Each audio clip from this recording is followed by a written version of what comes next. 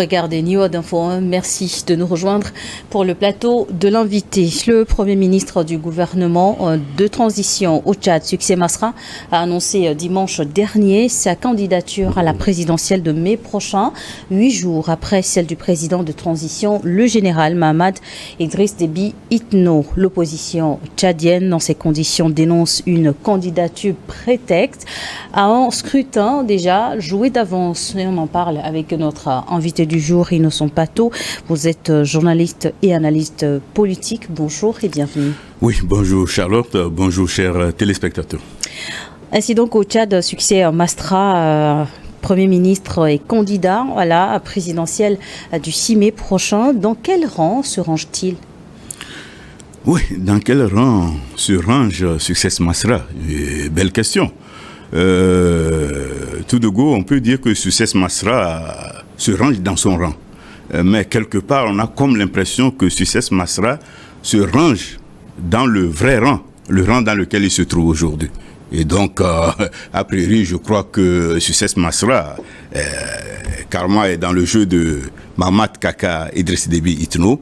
Et je crois qu'il se trouve bien dans le rang dans lequel il est actuellement. On s'en souvient, l'ancien opposant avait signé un accord de réconciliation avec Mahamat Déby, le président de la transition, avant d'être nommé Premier ministre le 1er janvier 2024. L'opposition dénonce une candidature prétexte destinée à donner un semblant de popularité à un scrutin qu'elle considère gagné d'avance par le général Mahamat Déby Itno. Quelle est votre analyse là-dessus ? Non, je crois que le point de vue de l'opposition paraît pertinent en son sens. Mais quand on fait un peu l'analyse des choses, il y avait un opposant farouche sur la place et malheureusement ou heureusement, selon le cas dans lequel on se trouve, ce dernier a été assassiné froidement. Yaya Dillo, voilà, c'était le 28 février. Et donc, devant Mahamat Kaka Idriss Déby Itno, et c'était le boulevard. Bon, maintenant, est-ce qu'il faut aller aux élections sans adversaire. Sans adversaire digne de ce nom. Et donc, je crois que quelque part, réflexion faite, on s'est dit que non, il vaut mieux jouer un peu de la comédie. Et je crois que c'est cette comédie qui est en train de se jouer actuellement. Vous vous dites que c'est de la comédie, mais je cite, je réponds au présent comme candidat à l'élection présidentielle pour réparer les cœurs et réunir le peuple tchadien, a lancé un Succès Masra lors d'un meeting d'investiture devant des centaines de militants de son parti, les transformateurs. Mais qui parle ? C'est un allié ou un opposant finalement ? Qui parle ? Moi, j'entends la voix de Succès Masra. Tout simplement la voix de Succès Masra, mais il parle en tant que qui ? C'est ça.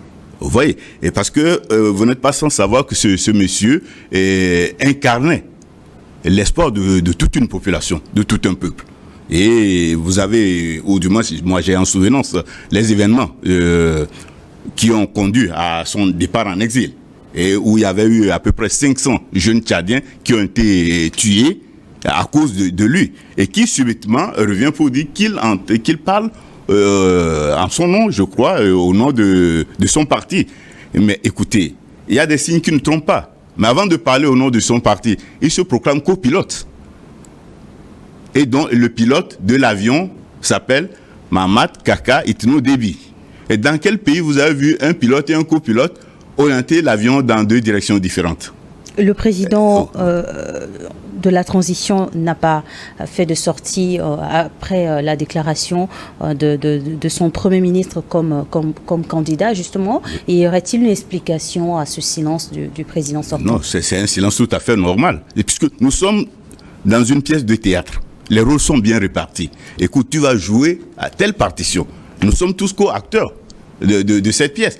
Qu'est-ce que vous voulez que Mahamat dise ? Qui n'est pas content que Déby Itno soit candidat pour des résultats qui sont déjà connus d'avance.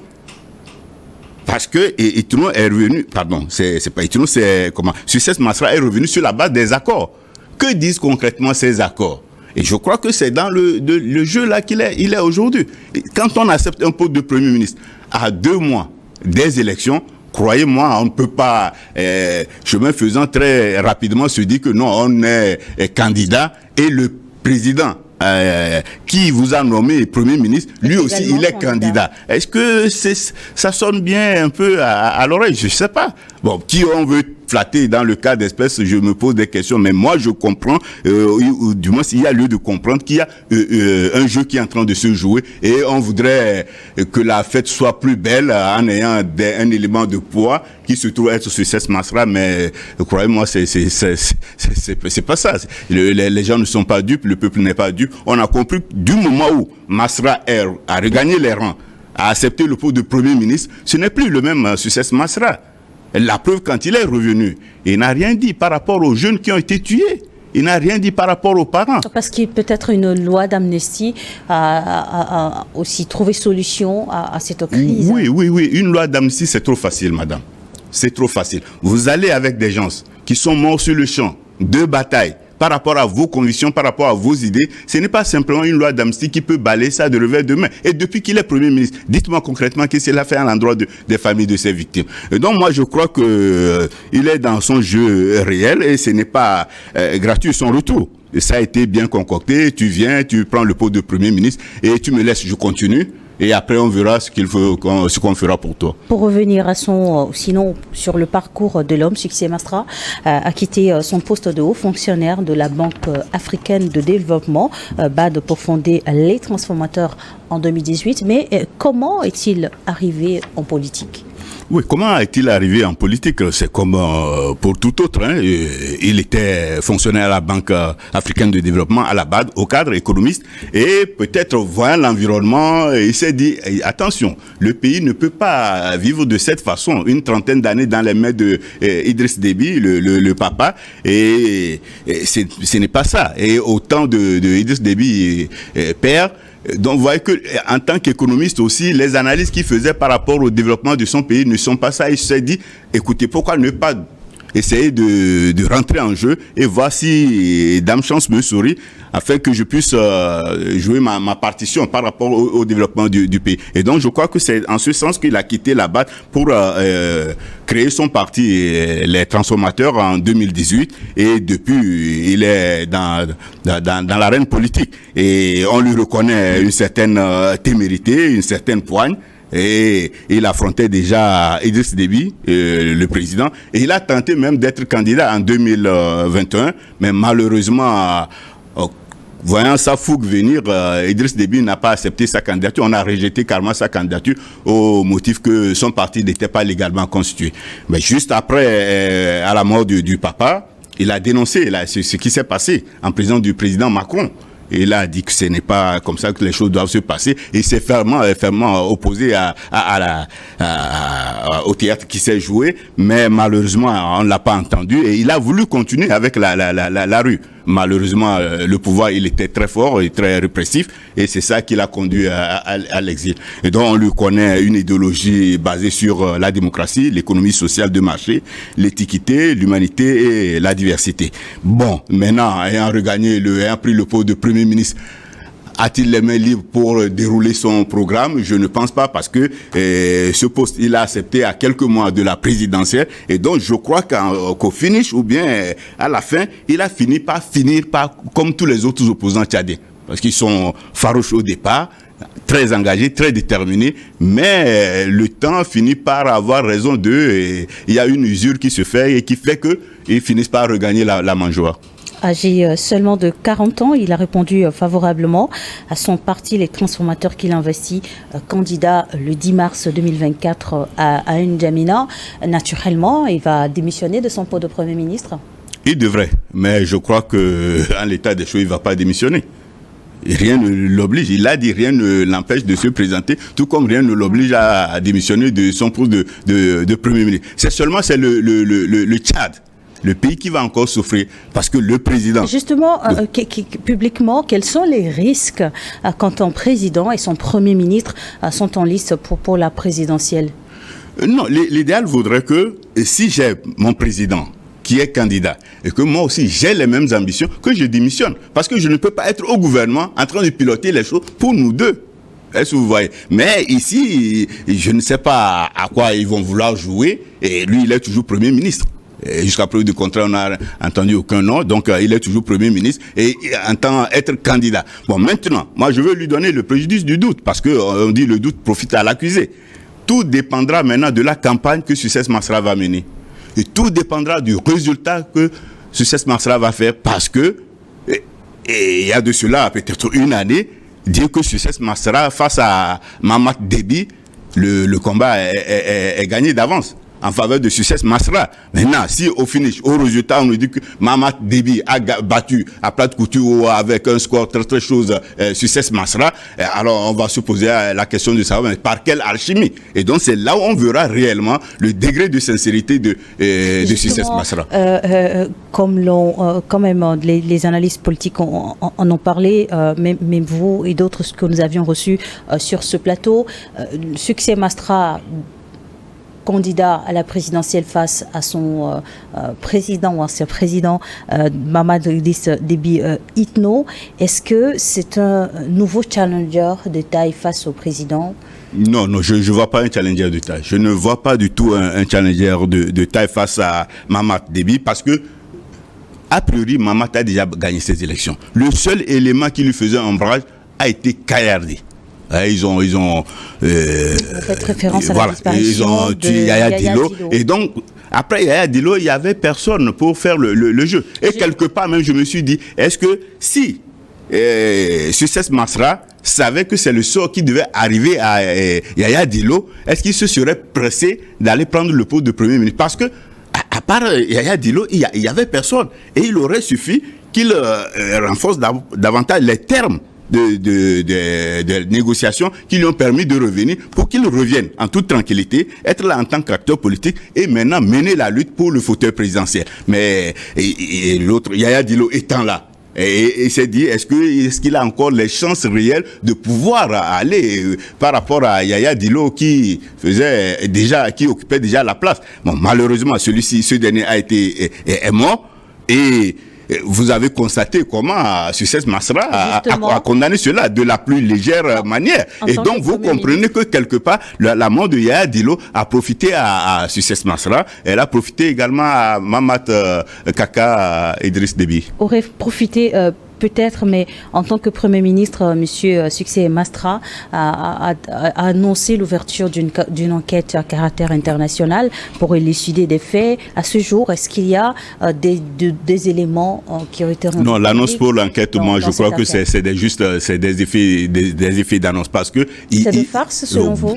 Selon moi. Parce que jusqu'à présent, rien ne bouge et je trouve cela urgent. La mort de Yaya Dillo était tellement choquante qu'il fallait exiger une enquête et si possible même arrêter le processus électoral. Parce que ce qui est arrivé à Yaya Dillo, en fait, c'était le sort réservé à Succès Masra. En 2021, son parti a été encerclé. Il aurait suffi qu'on mette le doigt sur la gâchette et ça prenait comme ce qui s'est passé avec Yaya Dillo. Et par après, c'est par des gymnastiques que Succès Masra a quitté le Tchad, a quitté N'Djamena, pour se retrouver d'abord au Cameroun et ensuite aux États-Unis. Et il a fallu des négociations de part et d'autre avant qu'il ne puisse revenir au pays. Donc vous voyez que le pays, il est complexe. Le Tchad est complexe et la situation politique est très très délicate dans ce pays. Juridiquement, rien n'interdit à Succès Masra de se porter candidat à la présidentielle du 6 mai prochain, mais c'est l'une des rares fois dans l'histoire quand même du Tchad que l'on va se retrouver devant une situation où le président, à la fois et son Premier ministre, sont candidats à une même élection présidentielle. Dans ce cas, à quel scénario doit-on s'attendre? Non, moi je reprends la chose autrement. Juridiquement, rien ne l'empêchait. Mais en tant qu'être humain, il a une conscience. N'eût été la largesse, n'eût été le bon vouloir de Mamat Kaka Idriss Déby, il ne revenait pas. Et maintenant, comment vous pouvez expliquer que c'est grâce à ce dernier qu'il a pu revenir? Parce qu'il y avait des dossiers juridiques qui traînaient sur son dos. Et rien ne permettait à ce qu'il revienne. Vous savez comment ça se passe habituellement. Quand vous quittez votre pays dans des circonstances pareilles, il faut peut-être une gymnastique pour revenir vivant. Ou peut-être c'est à votre mort Si le pouvoir est encore gentil, sinon même à votre mort, vous ne revenez pas. Mais lui, il est revenu. Non seulement il est revenu, on fait de lui un premier ministre et il ose dire, madame, vous croyez à ses propos qu'il est candidat face à celui qui peut appeler aujourd'hui son papa, sinon son sauveur. Moi, je trouve ça un peu comme une farce. Hein. Très sincèrement parlant, je trouve cela comme une farce et j'ai envie de voir la suite des choses. J'ai envie de voir le discours de campagne de Succès Masra, puisque je connais un peu son ton, je connais un peu ses convictions. Et j'ai envie de voir le résultat qui sortira au lendemain de ces élections du 6 mai. Et vous pensez donc ou sinon vous insinuez que la disparition de l'opposant Yaya Dillo aurait peut-être favorisé ce nouveau climat politique au Tchad? Non, favorisé, mais c'est que quelque part, ils ont tué Yaya Dillo. Mais après l'avoir tué, ils se rendent compte qu'en fait, quelque part, ils avaient besoin de Yaya Dillo. Ils auraient pu le laisser en vie, quitte à jouer avec les résultats. Ça aurait été mieux que ce qui s'est malheureusement passé. Et c'est dommage quand on va atteindre jusqu'à la vie des êtres humains pour des situations un peu, je sais pas, est-ce qu'à dire iconoclastes, des considérations passéistes. On se pose des questions. Et tout ça, moi j'ai envie, je le dis, je persiste, c'est la faute à ceux-là qui ont mis Kaka au pouvoir. Et on parle de 15 généraux, mais même de la mort de son papa. Comment vous pouvez expliquer qu'on dit, le papa il allait au front pour arrêter l'avancée des rebelles? Et subitement, ils tombent, et les rebelles, au lieu de continuer sur la capitale N'Djamena, ils s'arrêtent eux-mêmes, les rebelles, et on a tout le temps de mettre en place Mahamat Kaka Déby au pouvoir. Donc, vous voyez qu'il y a quelque chose de flou, ou bien une main inconnue, qui semble être inconnue, mais que nous connaissons déjà, qui est derrière toute cette comédie qui se joue dans ce pays. Parmi les 4 ou 5 pays actuellement dirigés par une transition, le Burkina Faso, le Mali, le Niger, la Guinée, le Tchad est tout de même le premier à aller vers les élections pour mettre fin à la transition. Les contextes ne sont pas les mêmes. Les contextes ne sont pas les mêmes en ce sens que depuis l'arrivée de Kaka, la situation sécuritaire au Tchad semble avoir changé d'allure. Alors qu'ailleurs, on se cherche encore très très sérieusement pour voir comment d'abord apaiser les esprits et repartir sur de nouvelles bases. Et donc, vous voyez que dans ces contextes, il serait très très difficile, voire impossible de penser à une quelconque élection, à moins qu'on ne soit à la CEDEAO qui pense que là-bas, on peut aller comme on veut et faire des élections juste pour le plaisir de faire des élections. Mais je crois qu'il y a plus sérieux que ça. Cela dit, est-ce au Tchad, toutes les conditions sont réunies pour des élections apaisées? Conditions réunies, je ne saurais le dire avec exactitude, mais je crois que tout ce qui a été joué, il y a l'Union africaine derrière. Dans les négociations pour le retour de Succès Masra, il y a l'Union africaine derrière, il y a les pays du Qatar et autres qui sont derrière, et donc peut-être eux, ils ont apprécié un peu le terrain. Mais quelque part aussi, on veut aller très vite pour donner plus de pouvoir à Kaka, afin qu'il puisse dérouler son programme politique. Parce que quand on parle de transition, c'est une période un peu comme nos responsables ici qui assurent les intérims. Vous voyez, dans beaucoup de services, il n'y a que des gens qui assurent les intérims. Il ne sait pas s'il est directeur, qu'est-ce qu'il est réellement. Donc, il n'y a pas ce pouvoir, il n'y a pas cette pointe de fait. Donc, Kaka Déby a besoin de ce crédit-là pour essayer de dérouler son programme. Est-ce qu'il serait une erreur de penser que Succès Masra retourne sa veste contre son président en se présentant à ces élections? Non, la veste, elle a été déjà retournée. Non, la veste, elle a été déjà retournée parce que, je l'ai dit, quand Masra est revenu, et dans son discours devant les élus du peuple, ils sont au nombre de 173, je crois, il s'est mis à genoux pour demander pardon pour les fautes commises vers les gouvernements du passé et envers les gouvernants présents. Et je crois que c'est bien plus à l'endroit des gouvernants présents pour dire vous nous excusez ou vous m'excusez par rapport à même manquement. Aujourd'hui, on est dans le même bateau, essayant de regarder dans la même direction comme ça se dit au Togo. Quel nouveau départ va marquer le Tchad à l'issue de cette élection présidentielle du 6 mai?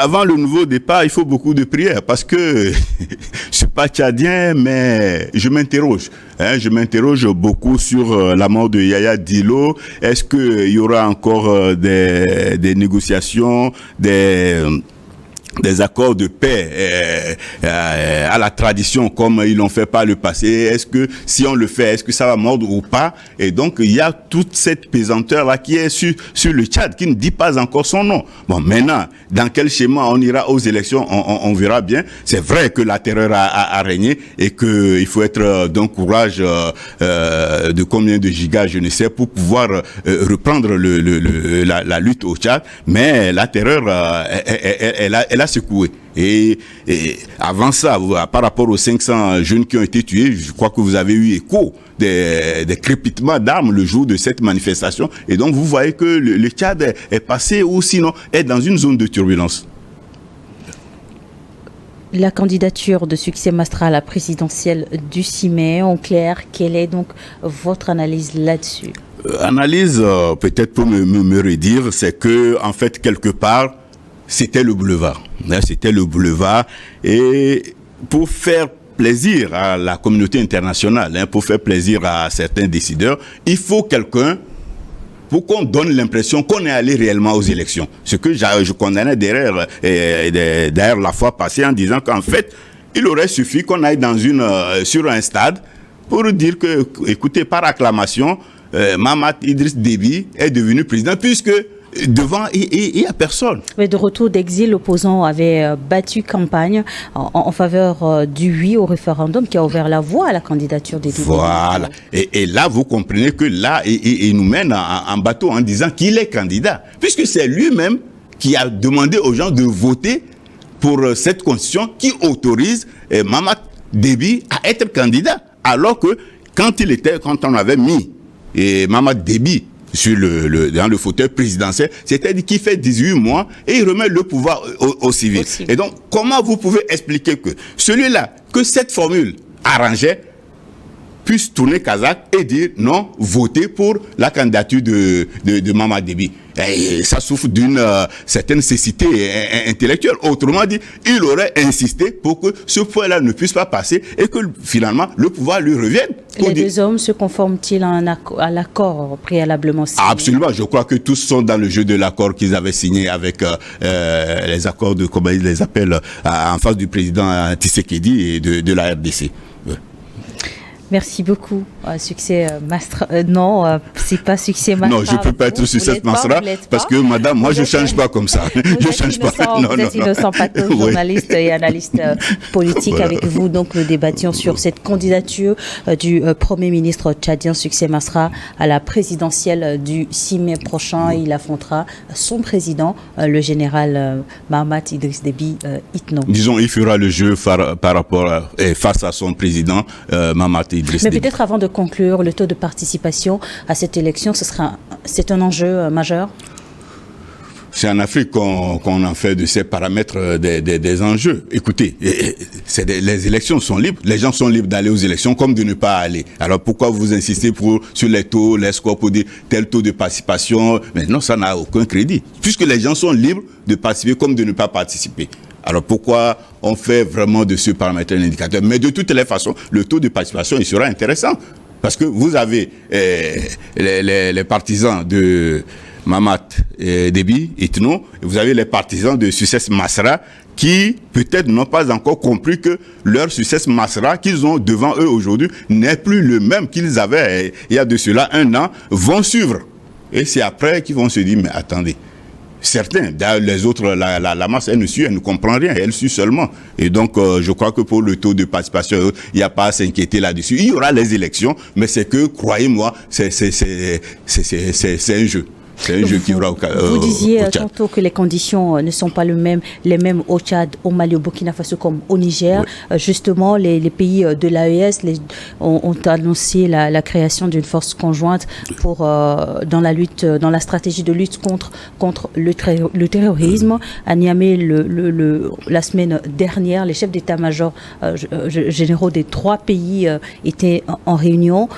Quel regard portez-vous justement sur ce nouveau pas que va franchir l'AES? Non, disons que ce pas n'est qu'un formalisme. Parce que quand vous prenez et l'essence même de l'AES. C'est-à-dire que si tu attaques le Burkina, le Mali se sent automatiquement attaqué. Le Niger se sent automatiquement attaqué. Et ce ne sont pas les civils qui vont réagir en cas d'attaque. C'est les forces armées de ces différents pays et peut-être par volonté quelques populations qui vont soutenir. Donc je crois qu'ils viennent que de renforcer l'esprit même de l'AES, et ce qui est d'ailleurs une très très bonne chose.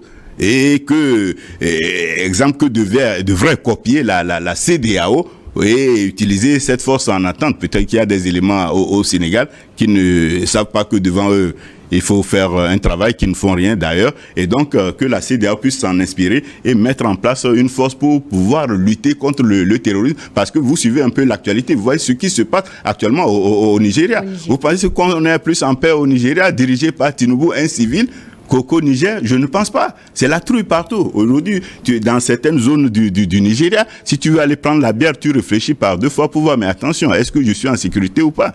Ce qui n'est pas tellement le cas ailleurs où on dit les pays sont dirigés ou que ces pays sont en transition. Et donc, je crois que il y a urgence en ce que, au niveau de la sous-région, au niveau des États africains, qu'on reprenne plus conscience par rapport à ce que nous voulons faire, par rapport à ce que nous sommes en train de faire.